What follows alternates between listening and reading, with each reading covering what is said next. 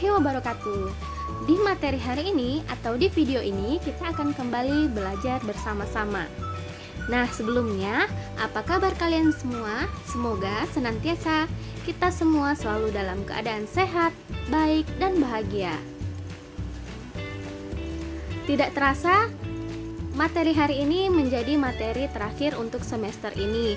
Jadi, selamat belajar untuk menghadapi penilaian akhir sekolah.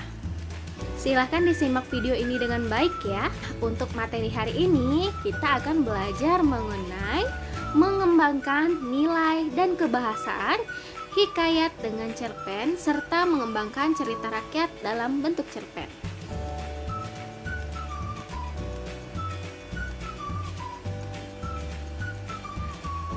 Selanjutnya, seperti biasa, sebelum memasuki materi pembelajaran, kita harus mengetahui kompetensi dasar, peta konsep, dan yang terakhir baru kita masuk ke materi pembelajaran. Baiklah, untuk pertama kita harus mengetahui kompetensi dasar pembelajaran hari ini.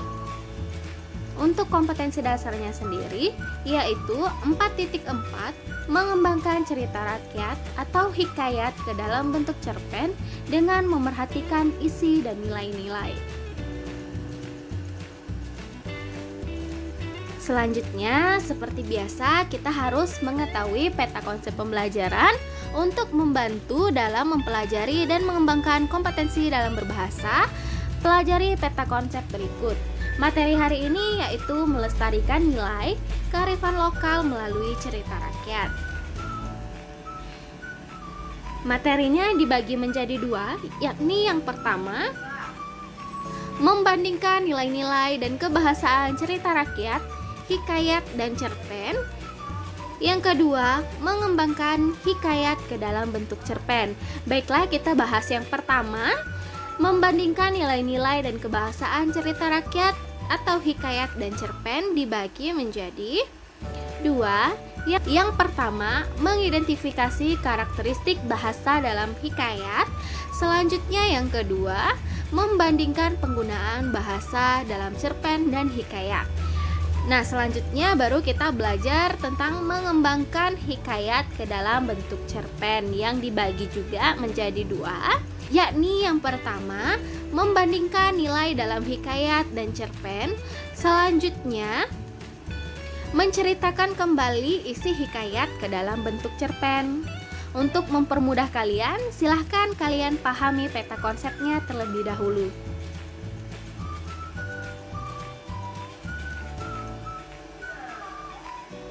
Oke, jika sudah selesai, barulah kita masuk materi pembelajaran. Materi pembelajaran kita sendiri hari ini yaitu membandingkan nilai dan kebahasaan hikayat dengan cerpen. Setelah mempelajari materi ini, kamu diharapkan mampu 1. Mengidentifikasi karakteristik bahasa hikayat. Yang kedua, mengidentifikasi karakteristik teks hikayat. Yang ketiga, merinci nilai-nilai dalam teks hikayat dan cerpen. Lanjut saja, kita bahas materi yang pertama, yaitu mengidentifikasi karakteristik bahasa hikayat. Pada bagian awal, telah disinggung bahwa bahasa yang digunakan dalam hikayat berbeda dengan teks lainnya. Hikayat disajikan dengan menggunakan bahasa Melayu klasik. Di antara ciri bahasa yang dominan dalam hikayat adalah banyak menggunakan konjungsi hampir pada setiap awal kalimat. Selain banyak menggunakan konjungsi, hikayat menggunakan kosakata arkais. Hikayat merupakan karya sastra klasik. Artinya, usia hikayat jauh lebih tua dibandingkan usia negara Indonesia. Meskipun bahasa yang digunakan adalah bahasa Indonesia, berasal dari bahasa Melayu, tidak semua kata dalam hikayat kita jumpai dalam bahasa Indonesia sekarang. Kata-kata yang sudah jarang digunakan atau bahkan sudah asing tersebut disebut dengan kata-kata arkais. Nah, berikut kalian perhatikan contoh kata arkais dalam hikayat Indra Bangsawan pada tabel berikut. Di sini ada contoh kata arkais dan makna kamusnya. Yang pertama itu untuk kata arkais beroleh dengan artinya yaitu mendapat. Yang kedua, kata arkais titah yaitu makna dalam kamusnya kata atau perintah. Yang ketiga, mahligai untuk makna kamus sendiri tempat kediaman raja atau putri-putri raja. Selanjutnya kata arkais yang keempat, inang. Dalam makna kamusnya, inang merupakan perempuan yang merawat anak tuannya. Yang kelima, upeti. Untuk makna kamusnya sendiri, upeti merupakan uang yang wajib dibayarkan oleh negara kecil kepada raja atau negara yang berkuasa atau yang menaklukkan. Silahkan kalian pahami contoh kata arkais ini. Jika sudah selesai, kita langsung masuk materi selanjutnya, yaitu membandingkan penggunaan bahasa dalam cerpen dan hikayat. Silahkan disimak ya. Hikayat dan cerpen sama-sama menggunakan teks narasi fiksi. Keduanya mempunyai unsur intrinsik yang sama, yaitu tema, tokoh, dan penokohan, sudut pandang, setting, gaya bahasa, dan alur. Kaidah bahasa yang dominan dalam cerpen adalah penggunaan gaya bahasa atau majas dan penggunaan konjungsi yang menyatakan urutan waktu dan urutan kejadian. Hikayat juga banyak menggunakan gaya bahasa untuk memperindah cerita yang disampaikan. Bagaimana bisa kalian pahami ya untuk membandingkan penggunaan bahasa dalam cerpen dan hikayat dengan mudah? Jika sudah paham, kita baru lanjut ke materi selanjutnya. Nah, untuk yang pertama yaitu penggunaan majas. Penggunaan majas dalam cerpen dan hikayat berfungsi untuk membuat cerita lebih menarik jika dibandingkan menggunakan bahasa yang bermakna lugas. Ada berbagai jenis majas yang digunakan baik dalam cerpen dan hikayat. Di antara majas yang sering digunakan dalam cerpen maupun hikayat adalah majas antonomasia, metafora, hiperbola, dan majas perbandingan.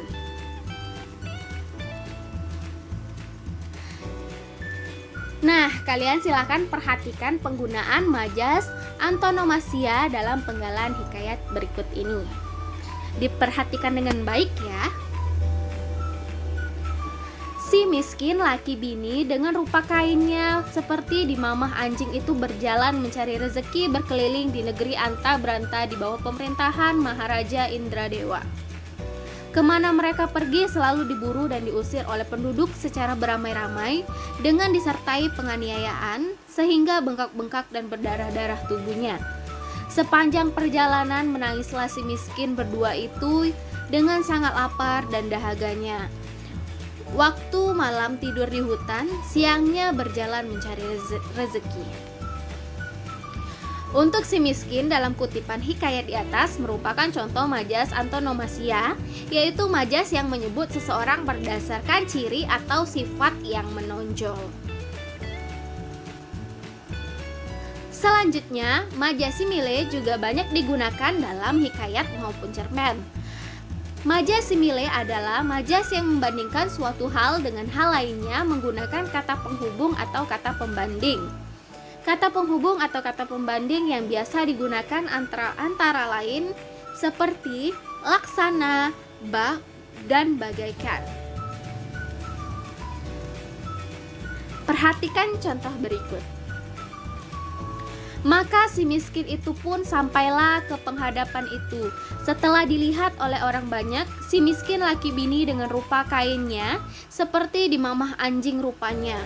Maka orang banyak itu pun ramailah ia tertawa seraya mengambil kayu dan batu.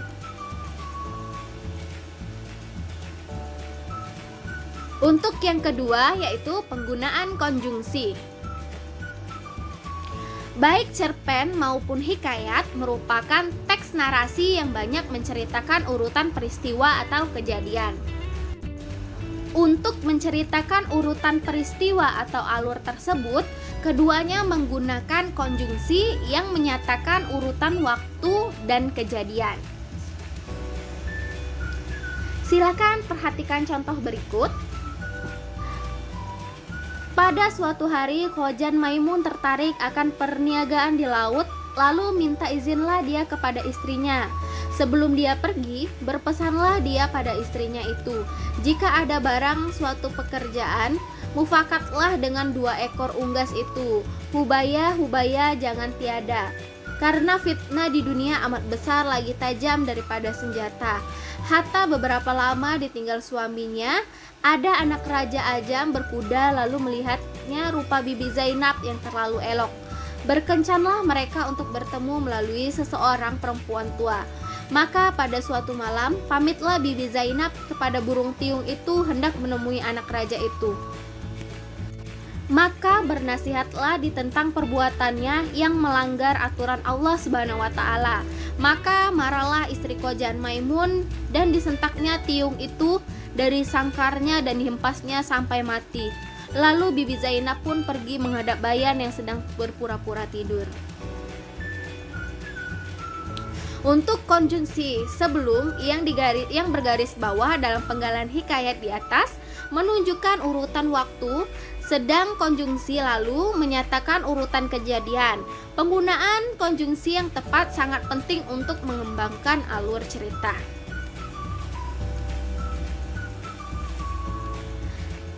Untuk materi selanjutnya yaitu mengembangkan cerita rakyat ke dalam bentuk cerpen. Setelah mempelajari materi ini, kamu diharapkan mampu 1. Membandingkan alur dalam hikayat dan cerpen. 2.